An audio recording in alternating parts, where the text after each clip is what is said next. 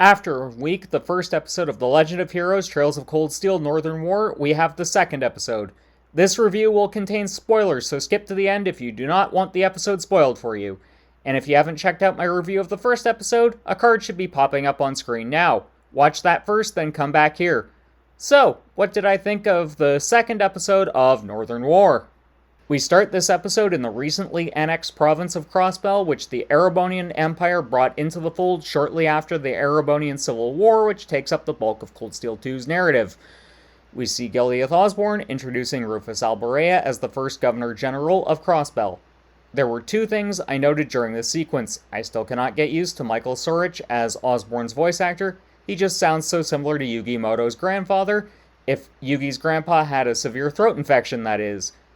I'm just so used to Peter Beckman's portrayal of the character that hearing anyone else in the role feels weird. The other thing I noticed is the animation quality took a major dip in this episode. I initially thought it was just going to be that scene, as there was very little character movement. However, it continued to be an issue throughout the whole episode. This is most notable in the fight sequence between Lavi and Talion. The animation does not feel fluid, and it doesn't look natural as a consequence. Hopefully episode 2 is just an outlier and we return to the higher quality of gorgeous animation we saw in the first episode. Another thing that feels a bit off is the fact events have happened to Lavi between episodes.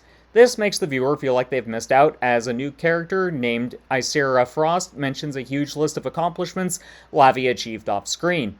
I also have issues with some of the narrative choices the writing staff chose for this episode as well. We find out how old Lavi actually is, which is 15. I feel this should have been mentioned in the first episode instead of the middle portion of this one. I also have issue with Lavi's team going into episode 3, not including Tak or Ivano, who were set up to be major characters throughout the rest of the series in the first episode.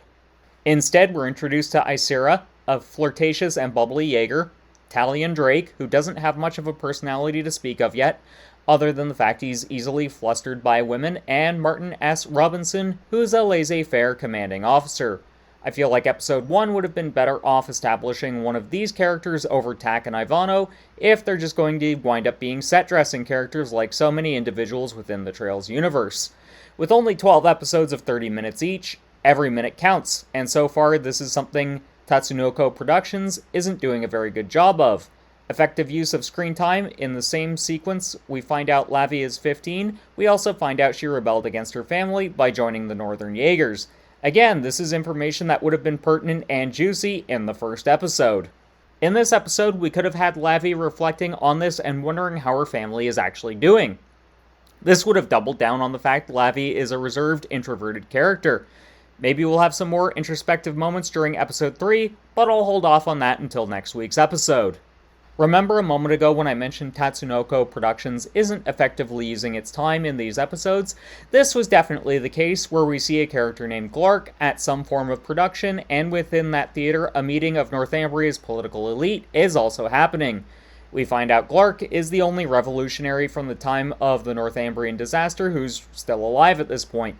We also find out a lot of what Rogan's plan has been. He intends to launch a preemptive strike against the Empire, fearing Northumbria will be annexed just like Crossbell. The rest of the political elite are against him, and we know Glark is taking a wait-and-see approach. This political drama takes up the bulk of the episode, but there isn't really a driving stake during the whole exchange, leaving the episode feeling flat. Honestly, there isn't much more I can say about this particular episode. It's a notable dip in quality from the first one in every sense of the word. Characters don't do much, and not much happens. The animation quality is far poorer, and what little action we do have is also a lot poorer in terms of quality. I still have hopes that this series will be good going forward, but I have to say one episode that well above average because of its quality, world building, and nice animation, and one that's exceptionally below par. It seems the series might be rather inconsistent. My final rating for the second episode of Northern War is a 4 out of 10. But what did you think of this episode? Let me know in the comments. Also, don't forget to like and subscribe. And until next time, keep blazing that trail.